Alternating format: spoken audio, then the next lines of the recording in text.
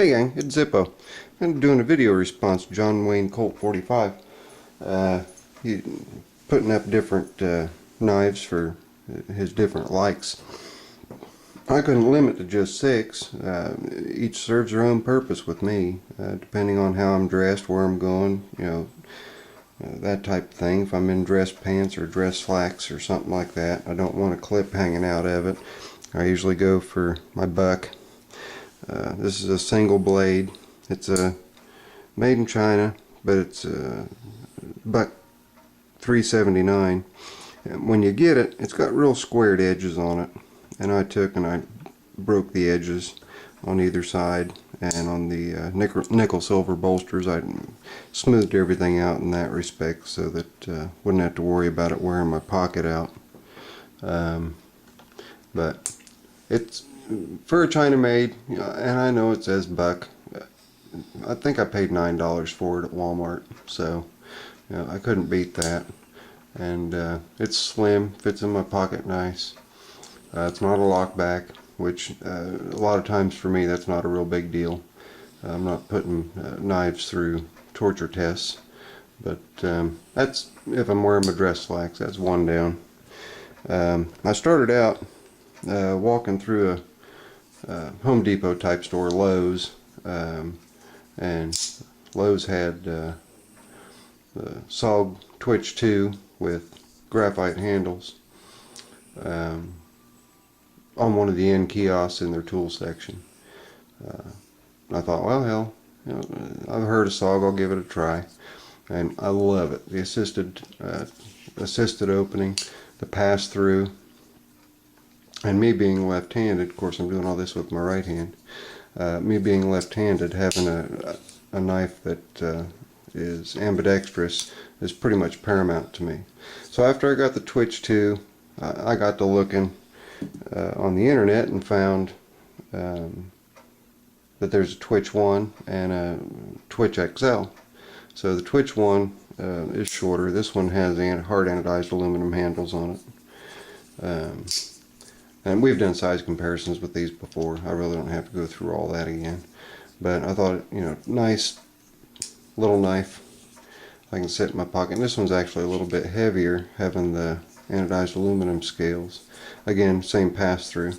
They all three have the same patent number on them, as a matter of fact. But you can see the pocket clips on them. They don't go deep carry. Then I come across the Twitch XL, and then I got sold. And I'm not a big knife in my pocket type of person, but this goes in my pocket and I forget it's there. I've got it set for right hand carry tip up. This clip will come out and it can be excuse me, mounted on the other side so that you have right hand or left handed carry tip up. And when I say right and left handed carry, this will be in my left pocket with the tip to the left side, so that when it's pulled out and deployed, excuse me, it's easier to deploy. But I found that it was hard to get out of my pocket, because when SOG makes a pocket clip, they really make a pocket clip. These things are tough, and instead of compromising the tensile strength of the clip by trying to bend it open a little more to be a little bit more forgiving in the pocket and then risk losing it, I just went ahead and took some tether cord. I think it's 5/32 tether cord, 3/32 tether cord. Anyway, and just made me a lanyard for it. It sits in my pocket. I just grab that lanyard, and that gets it out. Now I've had this same lanyard on for it's been a few months now, and this has been my only carry right now. So I ever say a favorite personal protection carry, everyday carry, this is it. This is the one that's in my pocket anytime I'm outside. Of course, unless I'm dressed up or something like that. But love this knife, and they all have locks, and they can be locked in the closed position and also locked in the open position, so you can't press the lock to get the knife to close or open with the lock on. So anyway, all in all, out of all these, with the normal everyday carry, this is it. This is my SOG Twitch XL. Love, love, love the knife. Okay, when I'm sitting in my room, got something to dig out of my fingernail or something like that, I've got a couple of different options that I've got here. This is a Gerber, doubles as a money clip. I used to carry it. Blades, it takes a heavy duty or standard duty, regular utility knife blade.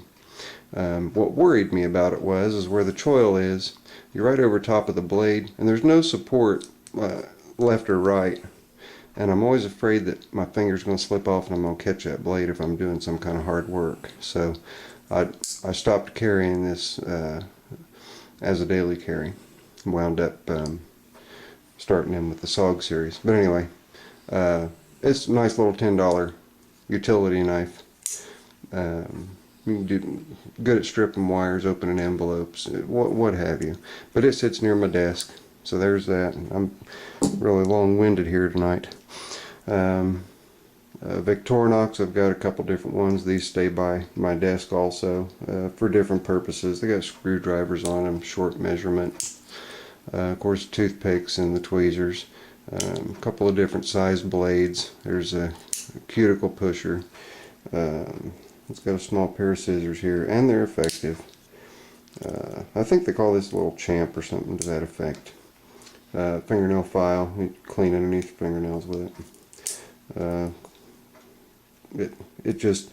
This is my grab it, and this is my grab it, and my A-locks is also my grab it, for as far as having anything near my desk when I'm kicking back, resting, and relaxing. Again, we got scissors on the A-locks, knife, and then fingernail and fingernail cleaner and file. And again, this can also be used as a money clip, and I carried it around for a while for that. These are aluminum scales instead of the plastic scales. Real lightweight, kind of a nice little carry. This, if I'm wearing a pair of shorts or something that don't have any pockets in it, I throw this around my neck. It's a CRKT Foltz Minimalist, and I've removed the lanyard on the end.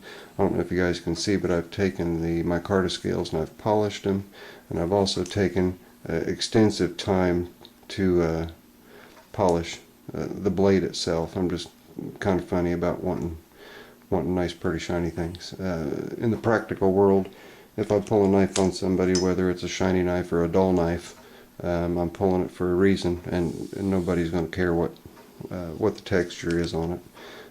I just got bored one day and decided I was going to clean it up and shine it up. So there you go. That's the CRKT Foltz Minimalist. These three, this one's always in my pocket, connected to my keychain with my flashlight. It is one of only two Spydercos that I have, not a lockback. I think this one's the Firefly or something to that effect. Or no, not Ladybug, but this one's called the Bug. This is the smallest that they make. And then this is the next smallest. This one also sits by my desk. This one has a Gizmo titanium clip on it that's on my key ring, along with my flashlight and my spare keys that I keep hanging from my pocket with my Tech Accessories pocket clip. So that takes care of those.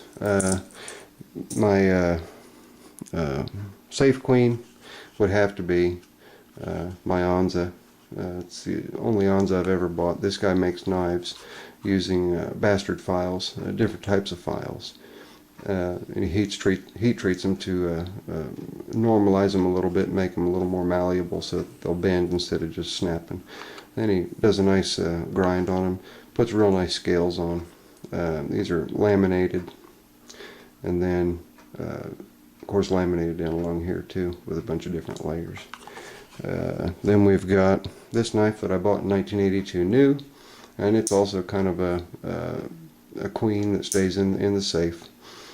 Just because I've had it for so long, and it's a Schrade LB1, and they're now made in China, so it's kind of nice to have one that was made in the USA. I've also got a second one that's also made in USA. And then, last but not least, everyone's got to have their nice fixed blade, and mine's the Buck 119.